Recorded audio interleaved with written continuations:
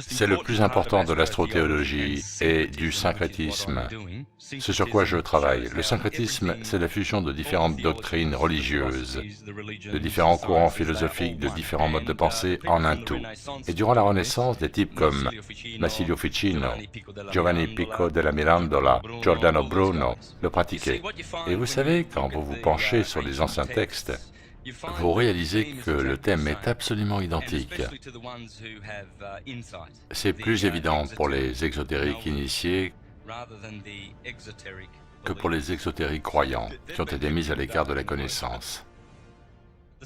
Donc, ce qui est vraiment le secret des secrets est la grande arcane cachée dans ces textes. C'est l'opus magnum du philosophe. L'élixir de vie, et tout est lié au microcosme. Bien sûr, quoi d'autre? Dans la Bible, on trouve le récit du microcosme de l'homme et comment l'homme fut créé.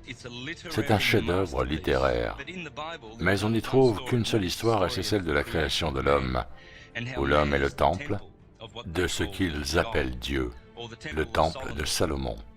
Celui-ci ne fut pas construit au marteau et à la scie, ou au bruit du marteau et de la scie. Le temple, c'est le corps. C'est ça la clé, c'est comme ça que le temple est construit, sur la règle de 12. Car l'univers lui-même fonctionne sur cette règle de 12. Tout ce qui se passe dans l'univers est régi par le chiffre 12. C'est la science dans son exhaustivité. Le corps humain correspond nécessairement à l'univers, car l'homme est le maître étalon de l'univers. Les anciens savaient qu'il y avait un cercle dans le ciel et que ce cercle était traversé par les 7 vagabonds, le Soleil et la Lune, les 2 luminaires, et les 5 planètes visibles, Mercure, Vénus, Mars, Jupiter, Saturne. Et que ces 7 corps avaient leur course folle dans le ciel réglée sur un chemin appelé l'écliptique. L'écliptique est l'extension de l'équateur sur Terre. Et ils ont donc ce cercle de 360 degrés qu'ils ont segmenté par tranches de 30 degrés parce qu'ils savaient que c'était comme ça que l'univers fonctionnait par la règle de 12.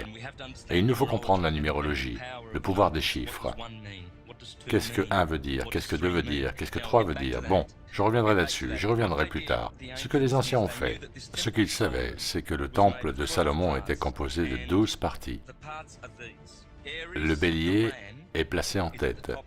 Tout commence par le bélier, dans cette science noble qu'est l'astrologie.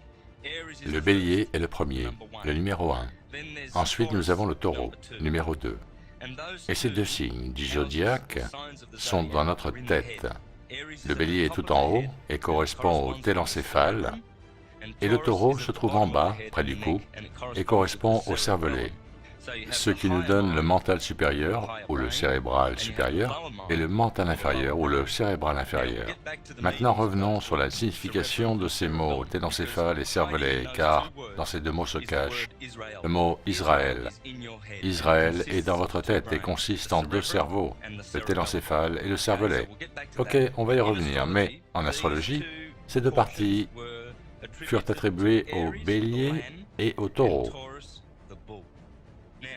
Maintenant, dans le bon ordre, en partant de la tête et en descendant, on a Gémeaux, les 2 bras, puis on a Cancer, la poitrine, puis Lion, le cœur, ensuite plus bas, Vierge, le ventre, encore plus bas, Balance, les 2 reins, les 2 plateaux de la balance, donc les reins.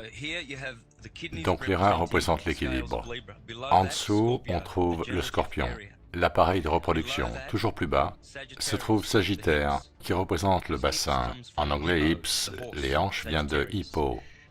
Puis, on a un Capricorne, les genoux, les rotules. Plus bas encore, nous avons Verseau. Et enfin, la dernière partie de ce temple, les poissons. Bon, maintenant, Joséphus, Philo-Judaeus, ces grands érudits juifs d'il y a plusieurs milliers d'années, nous disent que c'est comme ceci que le temple de Salomon fut construit, par la règle de 12. Il y avait 12 miches de pain. Rome a dû neutraliser tout ça, le cerner dans un recoin de l'histoire pour ainsi dire. Et bien sûr, plus tard, Eusebius en a rajouté une couche, puis toujours plus tard arrive Francis Bacon avec la version King James. Les jésuites aussi préparaient les livres sur le continent. Et là encore, des familles très puissantes trafiquaient à leur tour les livres d'histoire. Donc c'est permanent. Et ça a réellement commencé avec les Flaviens, absolument, en imposant leur marque. Justinien a également fait beaucoup de dégâts. Sa femme a fait supprimer la réincarnation de la Bible en l'an 530. Donc ils s'y sont attaqués parce que, quand vous falsifiez les livres et que vous changez leur véritable message en juxtaposant des faits historiques tronqués pour flouter sa véritable nature profonde, vous le faites pour le contrôle, pour que le peuple ignore la vraie richesse de la sagesse nichée dans ces Écritures.